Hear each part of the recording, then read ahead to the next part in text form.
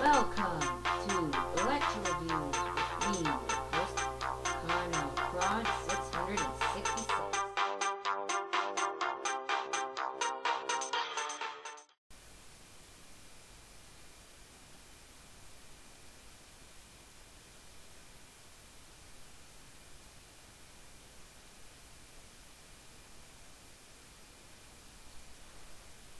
Here it is.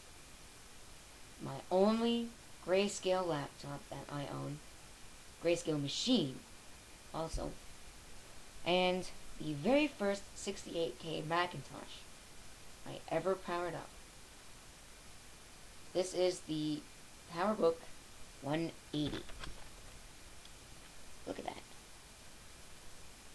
Now, this machine was bought in March of 1993 by an elementary school for use in the educational market, which is not too uncommon for these. And at the back, move it around here without doing anything bad.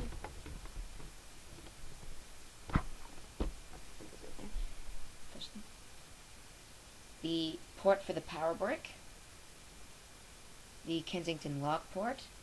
This is supposed to be a modem, for the built-in modem, but this doesn't have that feature, so that's just a blank. The HDI 30 connector, HDI 30 SCSI, ADB, monitor, microphone, headphone or output. I believe that's for a printer or fax machine.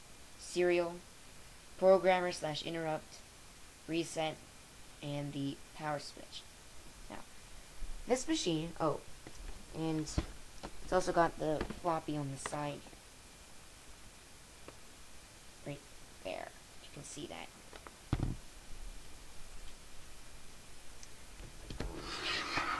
So, this has a 33 MHz 68030 processor, 14 megs of RAM, and that's not RAM doubled, because I can't double the RAM anymore. And I'm not sure the size of the hard drive, but I believe it's either a Quantum or a Connor SCSI drive. I'll get into that a little after this. And, well, let's go over the cons of this machine. Now, cons and what's wrong with it, actually. So, first, as you can plainly see here, it does not have the original power brick. This is the brick I use, not the cord above it, but the big brick below it. And as you can see, it is a little loose, but it's fine for now. It does work. Second, the port door is missing, and that actually I'm not concerned about, because the port door was actually deliberately removed. Most of them broke off anyway. They always break. And some of them were actually deliberately removed, which is what happened to this one. So because they put the power button behind the port door. Now, third, this machine has a problem. This particular one has a problem with the brightness controls. Fourth, it's not really it's a con really, but they have these arrow keys all in a row, which takes a lot of time to get used to. Fifth, you can see the touch ball. It's fine, but hold on a second.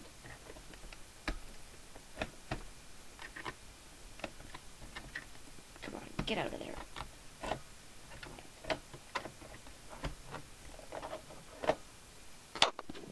Just pops off like that, and you can take the ball out. The ball is in absolutely immaculate condition. It's in the best I've seen. However, inside, oh, you can't see it, but it says bullseye on that board. No, you can't even see them, but the rollers are coated in dirt. Oh, there you go. So that'll have to get fixed. Put the thing back on. It's also, and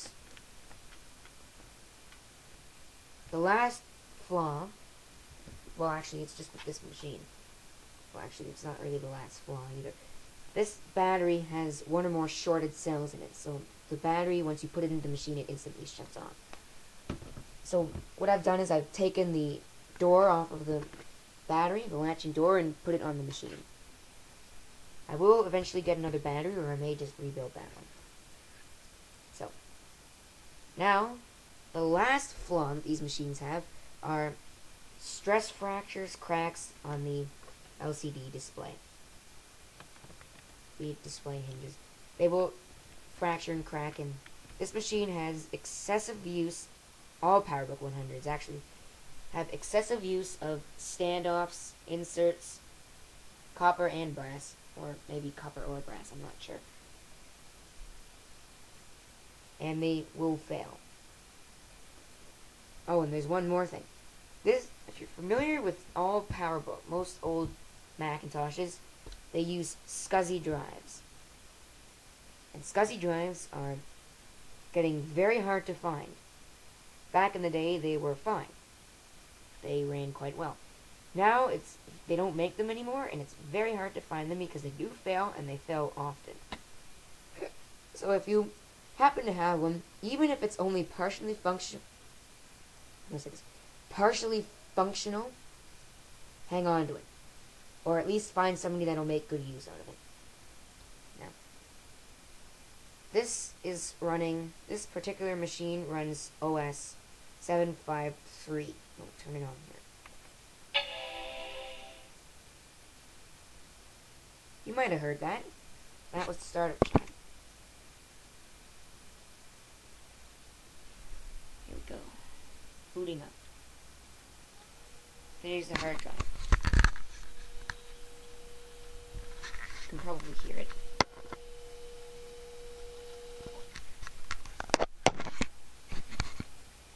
Connectix RAM Doubler 2 does absolutely nothing.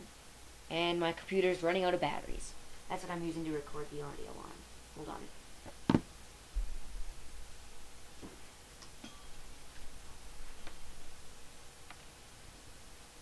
Oh, please. There. So, this thing takes absolutely forever to boot. Does my mouse work? Yes, it does. And occasionally the mouse will freeze up. Upon power up, it will not move. And I have to use that external ADB mouse that I have right here, which is quite yellowed, and as you can see, is missing the touch ball. Let's get a new one for that. Or I might just get a new mouse. Like I said, this is running 753. It was actually updated twice. It's running System 7.5 Update 2.0. No, I don't have all day. Come on. Oh, and yes, the brightness and contrast does not work whatsoever. Oh, the contrast does. The brightness does not. Now, I'm gonna talk about some of the differences. Number 1. The 180 has both a brightness and a contrast control. From what I understand, the 180 is the successor to the 170. 170 did not have both brightness and contrast. This one does. Which I've never seen on an active matrix display before. Now, mind you, this is a grayscale 4-bit 16 gray. It displays 16 grays, 4-bit, like I've said already, active matrix or TFT thin film transistor display. And the clock battery is dead, if you can read that. Oh, you can't read that. It says Friday, 12:04 a.m. It's not 12:04, it's 3:38 p.m. Now, so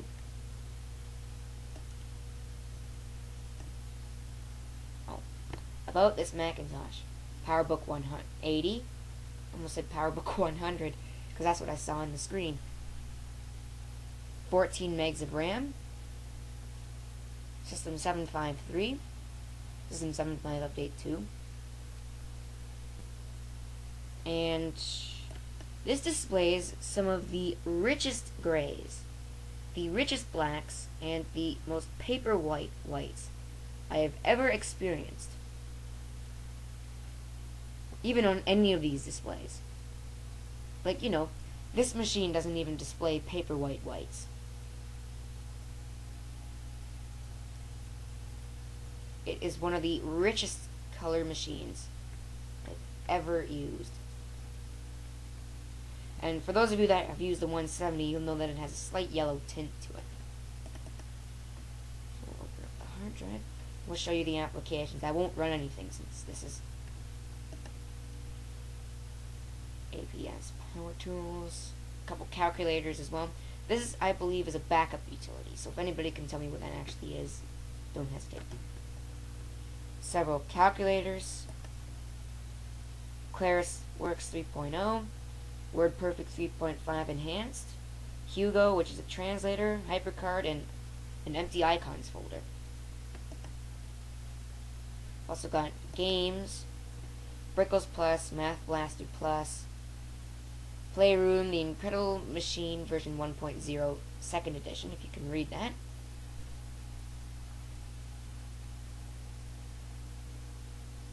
You can barely read that, even if I zoom in. And World of Weasels. I might install Oregon or Yukon Trail or something. Norton Utilities, which did not finish installing because one of my disks went bad. The System folder, Teach Text, Utilities, which is empty, and Virex, which is a virus scanner. So, I do not really use this machine a lot because I know of all the design flaws and all that with it. And I don't want this thing to fail because I want to keep this and preserve it. So I will at some point rebuild the battery pack. And I may start opening up this machine and fixing up stuff. Anyway, this is a pretty quick machine for only 14 megs of RAM and a 33 megahertz 68030 processor. But it does run good enough. And I'm actually going to label the hard drive. Essential. Ah, there you go. So you can label it, but it just doesn't look too well. And, well, there you go. Thanks for watching.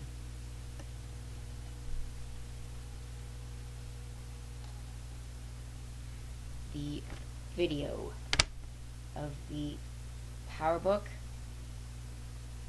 180. Till next time, goodbye.